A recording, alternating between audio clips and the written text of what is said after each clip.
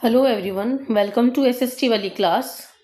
आज हम डिस्कस करेंगे कि जो 7 मार्च को हमारा एसएस का एग्ज़ाम है उसकी हमारी क्या स्ट्रेटेजी होनी चाहिए, कम समय में ज़्यादा तैयारी कैसे की जाए। सबसे पहले आपके पास जो 4 बुक हैं एसएस की, history, economics, geography, political science, इन सबको आपने थोरोली रीड करना है और रीड करने का टाइम नहीं है। जो आपने नोट्स बना रखे हैं आप उनको रीड करें। एनसीईआरटी से बाहर कुछ नहीं आएगा, तो एनसीईआरटी आपका बेस है। होना ये चाहिए जब आपने स्टार्टिंग में सेशन की शुरुआत में आपने अगर थोरोली रीड की है अच्छे से बुक्स, तो आपको अब कोई समस्या नहीं होगी। हाँ, रिवीजन के लिए आपको समय निकालना होगा। तो अभी जब तक हिंदी का एग्जाम नहीं होता उसके लिए आपको आज से ही अपनी स्ट्रेटेजी बनानी चाहिए कि कम से कम 2 घंटे आप एसएस को जरूर दें। हिस्ट्री के लिए आपको चैप्टर्स को आपने पहले थोरोली तो रीड कर ही रखा होगा। तो अब जो भी एनसीईआरटी के क्वेश्चन आंसर्स हैं, पर्टिकुलर हर चैप्टर के जो एनसीईआरटी के क्वेश्चन आंसर्स हैं आपके पास हिस्ट्री में, उन क्वेश्चन आंसर को आप जरूर लर्न करें। जैसे नेशनलिज्म इन इंडिया के क्वेश्चन आंसर हो गए और नेशनलिज्म इन यूरोप के क्वेश्चन आंसर हो गए, जिसमें बाल्कन है, स्ट्रेंज केस ऑफ ब्रिटेन है, जर्मनी यूनिफिकेशन है। ये सारे क्वेश्चन आंसर जो आपको दे रखे हैं वो आपने जरूर लर्न करने हैं एनसीईआरटी के, ठीक है।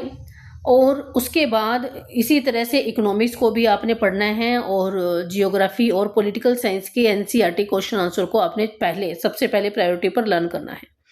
फिर एक्स्ट्राज में आपके पास जो भी मैटर है, जैसे प्रीवियस ईयर के क्वेश्चन आंसर्स को आपने सोल्व करना है। सैम्पल क्वेश्चन पेपर है जो आपके अगर प्री बोर्ड भी हुए होंगे क्लास में, तो वो जो क्वेश्चन पेपर हैं आपको देखने हैं, दोबारा से आपने सोल्व करने हैं उनको। अगर आप प्रीवियस ईयर क्वेश्चंस को या सैम्पल क्वेश्चन पेपर को सोल्व भी करते हैं तो आपको कई फायदे होंगे इस समय। इसमें आपको ये क्लियर होगा कि कौन सा टॉपिक आपका जो है क्लियर है, आपको याद है और आपको ज़्यादा रिवीजन की ज़रूरत नहीं है, और कौन सा टॉपिक आपका वीक है पर्टिकुलर किसी भी जो है इन 4 बुक्स में। तो आपको वहाँ पर फोकस करने की जो है पता चल जाएगा कि हाँ, ये टॉपिक मेरा वीक है और मुझे अब इसको थोड़ा डिटेल में पढ़ना है।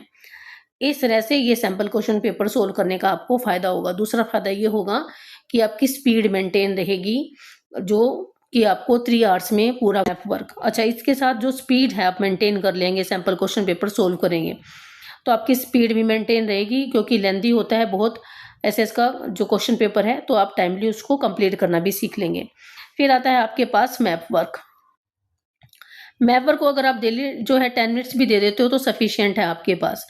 मेनली हिस्ट्री का तो जो मैप आइटम्स है वो बहुत कम है और बहुत ही आसान है। अगर आप उसको डेली 10 मिनट्स दोनों को ही, हिस्ट्री और जियोग्राफी दोनों को आप 10 मिनट्स भी दे देते हो ना मैप वर्क को, तो भी आप इजीली आप उसको प्रिपेयर कर सकते हो।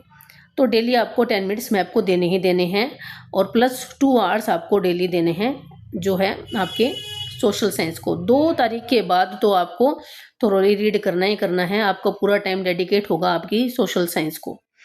और इसके अलावा अगर आपको लगता है कि हाँ, ये क्वेश्चन जो है इम्पोर्टेंट है, जैसे कि प्रीवियस ईयर क्वेश्चंस में आपसे जो है क्वेश्चन पेपर होंगे आपके पास, उनमें जो रिपीटेडली क्वेश्चंस आए हैं आप उनको फोकस करें। सीबीएसई ईयर्स में जितने बार बार रिपीट क्वेश्चंस पूछे जा रहे हैं आप उनको भी पढ़ लें एक बार।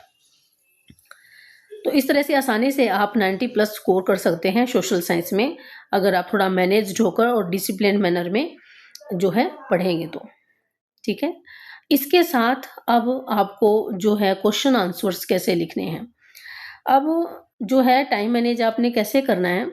जैसे आपके पास 4 जो हैं पार्ट होंगे, हिस्ट्री, जियोग्राफी, पॉलिटिकल और इकोनॉमिक्स। तो आप सभी को ये तो क्लियर है ही, सीबीएसई ने सभी जो नॉर्म्स हैं अपनी बता दिए हैं कि आपने क्या करना है। हर एक पार्ट को आपने जो है पहले सोल्व करना है और किसी भी पार्ट के आंसर को दूसरे पार्ट में मर्ज नहीं करना है, आपने मिक्स नहीं करना है।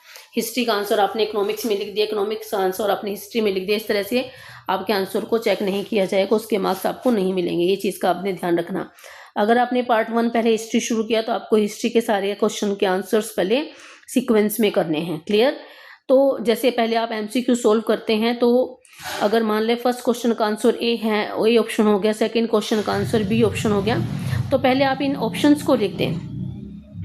उसके बाद अगर इनकी डिटेल आपने लिखनी है, जो स्टेटमेंट है वो आप एक बार स्किप कर दें। क्लियर? उसके बाद आपके पास वेरी शॉर्ट क्वेश्चन, फिर शॉर्ट क्वेश्चन आंसर और फिर लॉन्ग क्वेश्चन आंसर है। वेरी शॉर्ट क्वेश्चन 2 मार्क्स का होगा, तो इसके लिए आपने 2 पॉइंट में आंसर लिखना है, पॉइंट्स में आंसर लिखना है, ये ध्यान रखें। शॉर्ट क्वेश्चन आंसर आपके पास 3 मार्क्स का होगा, तो 3 पॉइंट्स में आपने आंसर्स लिखने हैं, थोड़ी लिटिल बिट डिटेल के साथ, है ना, रिलेट करके अपने आंसर को समझाना है। ऐसे नहीं है कि एक सिंगल स्टेटमेंट में आपने आंसर दे दिया और उसकी डिटेल अधूरी है, ऐसा नहीं करना है। और लॉन्ग क्वेश्चन आंसर को आपने फर्स्ट सेकंड 5 मार्क्स का है, तो आपके पास 5 जो पॉइंट्स हैं वो सफिशिएंट होंगे डिटेल के साथ। इंट्रोडक्शन देना और लास्ट में कंक्लूजन भी करना है।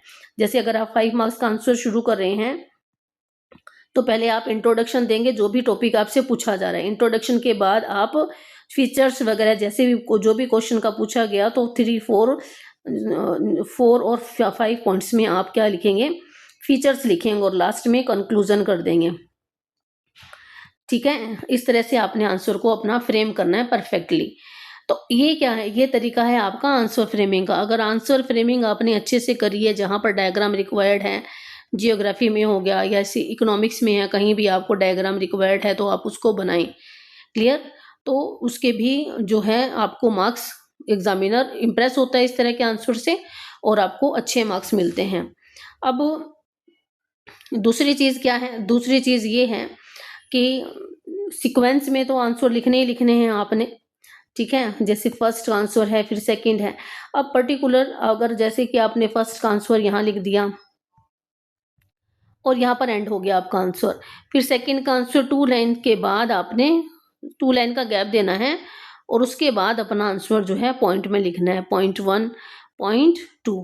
तो ये जो प्रेजेंटेशन है आपके आंसर की अच्छी लगती है। उसके बाद टाइम रहे तो आप 2 आंसर के बीच में लाइन लगाकर भी आप उनको सेपरेट कर सकते हैं। ठीक है, टाइम रहे लास्ट में करना है ये काम आपने। फिर उसके बाद जो भी इम्पोर्टेंट अगर आपने इवेंट लिखी है, ईयर है, डेफिनेशन है, उसको आपने अंडरलाइन कर देना है लास्ट में पेंसिल से कम हाइलाइटर का यूज करना है। ठीक है, फिर आ जाता है मैप वर्क में। मैप वर्क में हिस्ट्री के आपके पास 2 पॉइंट्स होते हैं और जियोग्राफी के आपके पास 3 होते हैं। तो ए और बी में 2 हिस्ट्री के पॉइंट आपसे पूछे जाते हैं। अब हिस्ट्री का तो मैप में मार्क लगा होता है, ए पॉइंट यहाँ पर है, बी पॉइंट यहाँ पर है। ठीक है, और उसको सिर्फ आपने आइडेंटिफाई करना होता है कि ए प्लेस कौन सा है और बी प्लेस कौन सा है। स्टेटमेंट दे रखी है, जैसे ए मान लो स्टेटमेंट दे दी इन्होंने, गांधी जी हेल्ड सत्याग्रह है in favour of oppressive plantation, in favour of peasants that were suffer from the oppressive plantation system. तो ये क्या था, ये चंपारण था। ठीक है, चंपारण था, तो आपको बिहार में ये मार्क लगा हुआ मिलेगा, मार्क लगा हुआ मिलेगा, चंपारण आपने लिखना होगा। और ये सारा काम आपने किस में करना है, ये सारा काम आपने मैप में करना है। ऐसे नहीं है कि शीट में लिख दिया आपने फर्स्ट का चंपारण और सेकंड का आपने लिख दिया खेड़ा। ठीक है, इस तरह से भी पूछ लिया आपसे खेड़ा, पीजेंट सत्याग्रह। अब बच्चे क्या करते हैं कि पहले शीट में लिख जाते हैं और मैप में जो है उसको ब्लैंक छोड़ जाते हैं मैप को, तो उसमें नंबर नहीं मिलते हैं। मैप में भी लिखना जरूरी है। इसी तरह से जियोग्राफी का जो मैप वर्क है वो आपको आइडेंटिफाई करना होगा, लोकेट और लेबल भी करना होगा, 3 मार्क्स का होगा। तो ये 5 नंबर तो मैप के आपके फ्री के हैं, आपको सिर्फ थोड़ी बहुत तैयारी करनी है। उसमें कोई ज़्यादा हार्ड एंड फास्ट रूल नहीं है कि आपको ये पता ही नहीं होगा कि पर्टिकुलर मैप मुझे क्या है क्या नहीं है। पूरा साल आप पढ़े हैं, तो अगर आप 10 मिनट भी डेली मैप को दे देते हैं तो बहुत सफिशिएंट है। ठीक है, इस तरह से अगर आप स्ट्रेटेजी आपके बनाएंगे, एनसीईआरटी को पढ़ेंगे आप डिटेल में, ठीक है, क्वेश्चन आंसर आप पूरे अच्छे से लर्न कर लेंगे, प्रीवियस ईयर क्वेश्चन आंसर आप सोल्व कर लेंगे और सैम्पल क्वेश्चन पेपर को आप सोल्व कर लेंगे, तो आपके लिए जो सोशल साइंस है उसमें आपको 90 से अबव मार्क्स लाने से कोई नहीं रोक सकता। ठीक है, थोड़ा डिसिप्लिन मैनर पढ़ें, प्लस नींद अच्छी लें, आप ज़्यादा डिप्रेशन में ना जाएं, ज़्यादा टेंशन ना करें। क्लियर? Thank you everyone.